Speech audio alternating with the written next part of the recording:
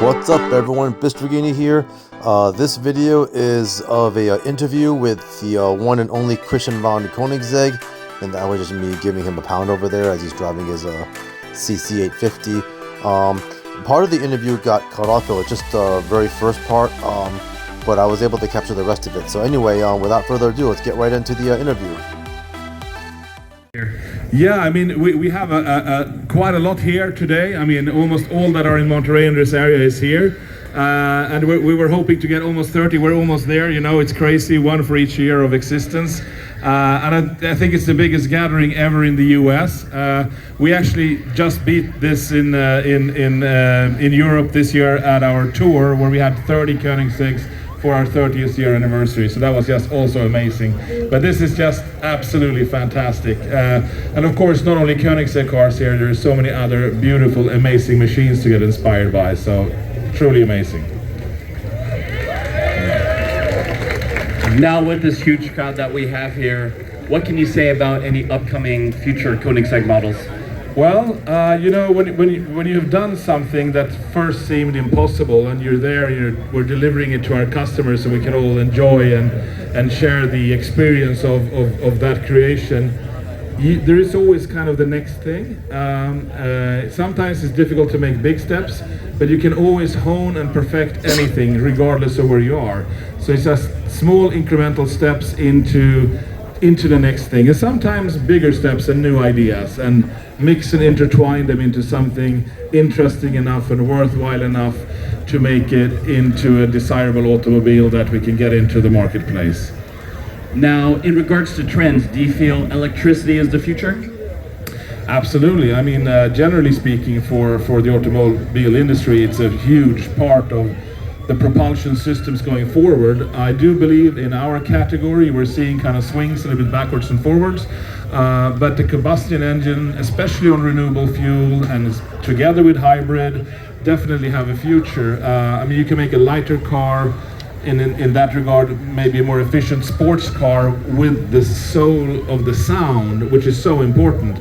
And I think, yeah, with the right type of combustion engine, with or without hybrid, on different types of fuels, it makes a lot of sense going forward, also from an environmental perspective, and can also lead to some interesting developments for other areas in the let's say transport industry and so on. And for sure, it's so emotional with like high-end combustion engines, just giving that dialogue with a car. You're in argument with the engine. You have someone to speak to. So I think for pure sports cars, maybe only electric is not the way to go, but for cars in general, of course, that's a huge part of it. Now, the last time I remember I was able to see is the correct pronunciation Gemera? Gemera, kind of, yes. It's a ge is give in Swedish, mera is more, so give more. More of the car, more seats, more space, more cup holders, more whatever. You know what, so are you telling me that when you made this car, was your goal to make a practical supercar that you can take the family to the racetrack and the grocery store? And around the racetrack. And around. and win. Yeah, you know, it's just, I hate compromise. Right. And I just felt it was possible to create this ultimate four-seater which can beat most two-seaters and everything, including around the track. Just like the idea of having the cake and eat it, and just push the boundaries what's possible and what's been done before. And I think the Gemera does exactly that. Now, when I saw the Gemera at Ancillary Studios, one of the things that was highlighted to me was Speedy Jeff did show me, hey Verone, check out this luggage.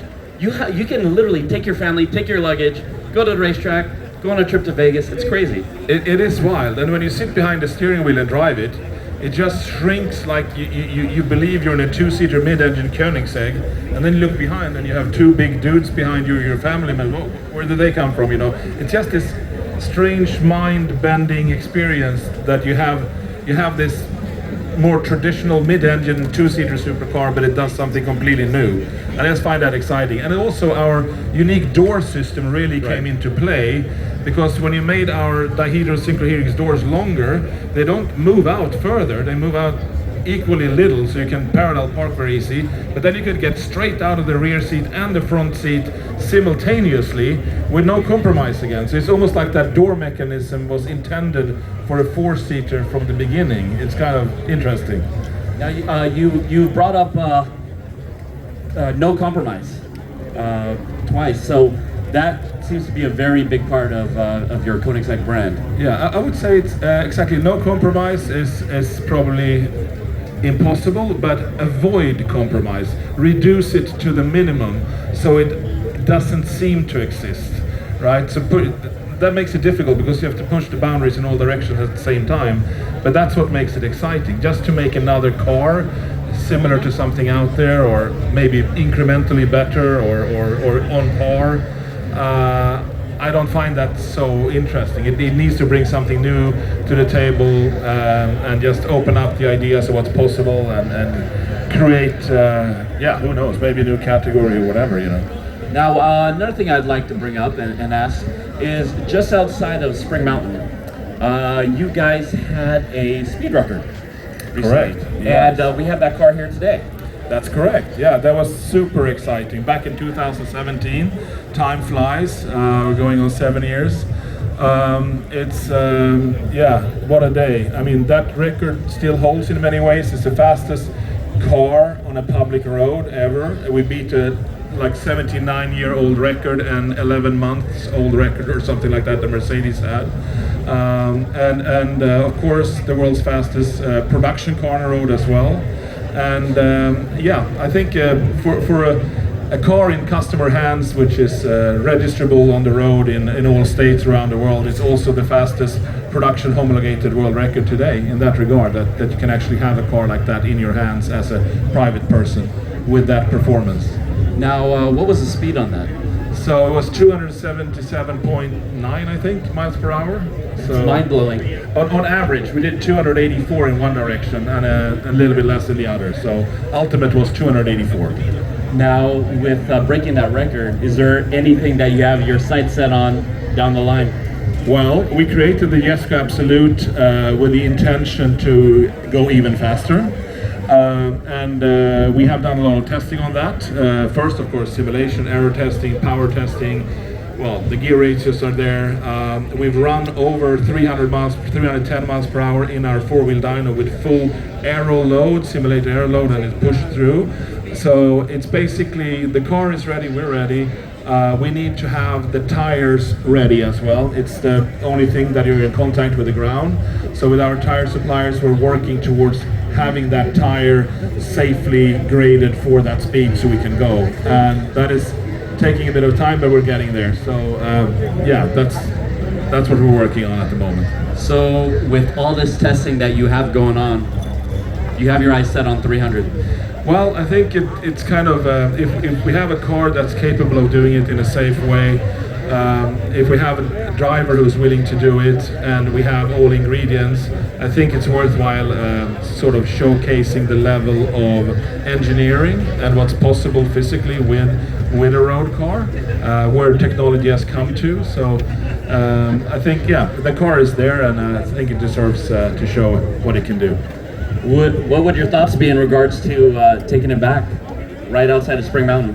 I mean, you made history there. I mean, that's definitely on the radar. And it's, I mean, you could argue it's safer on a closed off, more like a runway, like you have, for example, the old space shuttle runways in Florida. They're just not necessarily long enough for the ultimate speed we could achieve. Right. Because when you get up to speed, you stop accelerating, but you're still accelerating, but you consume so many miles while gaining the last 10-15 miles per hour that you will run out of runway, basically. And that's where a highway comes into play, where you have room to stretch. Another advantage is also you don't need to floor it from standstill. So if you look at our record from 2017, we eased up to like 180 miles per hour, just cruised up, and then we just hammered it. And then you haven't like built up so much temperatures in your turbos or intercoolers stuff like if you're starting from standstill. So that's an advantage, of course. Maybe not super necessary, but it's definitely not a disadvantage. So this is great. We're definitely looking forward to this down the line. And you know, with all these cars that you've made, I mean, you make some very beautiful vehicles, and the crowd was going nuts as you were driving in here. I mean, do you guys love the Koenigsegg's? Woo! Man. All right, guys, we'd like to give a big round of applause, Christian von Koenigsegg. We're gonna take a selfie with all you guys here. Christian, let's stand up here. Let's take a selfie with these guys.